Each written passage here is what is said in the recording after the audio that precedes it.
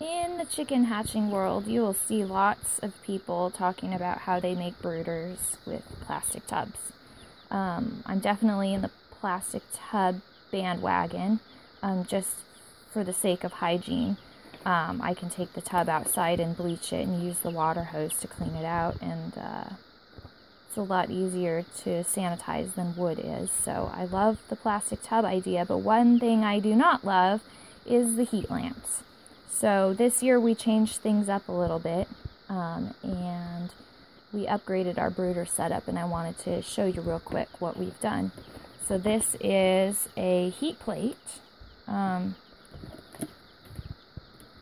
post the link to where we got our heat plate after the video is uploaded. But this is the heat plate that we bought. It's actually part of a larger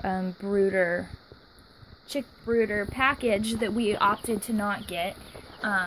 We just really needed the heat plate. We kind of do janky farm engineering here, and so we use a rock to elevate the water and keep it clean, and then for now that's all they really need feed wise. They're not making a mess because of how small they only are.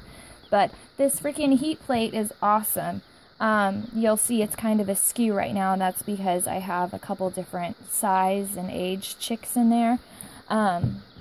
One is a silkie that I hatched that's very small, and then the other two, the Orpington and the Australorp, the black and the orange ones, I also hatched, but those are full-size chickens, so you can see the size difference. And then the two Turkin naked neck chickens I got at the feed store. So I have the heat plate a little bit askew because what they do, the way the heat plate works, is the chickens get underneath it like they would get underneath their mother.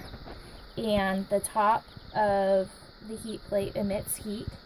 It's actually hot to the touch, but it's not so hot that it can burn you or singe their feathers. And so they just get underneath it, and that's their heat source. It has less of a fire risk, which I like, because I'm using brooders a lot in the spring and don't need to have anything burning down. And then I went ahead and upgraded and decided to get the plastic dome, just so it's sanitary, and I don't know what chicken poop is going to do to the top of the heat plate. Probably nothing, and you just have to clean it. But the plastic dome keeps them from being able to jump on top and roost. So it's just another place for poop to not be collecting. So the way that the heat plate works, okay, I'm going to tip this, guys, don't freak out. Watch out. Okay. Is that there's a little tab underneath, and you push the tab, and when you push it in, then the dowel, plastic dowels can move in and out, and they have little notches so you can have them set as high or low as you want. This one in particular is supposed to hold, it's supposed to be able to warm up to like 25 chicks at a time, which works here because my incubator only incubates 7 eggs at a time, so I don't think I'll ever have large numbers of chicks that are all under a heat source at once.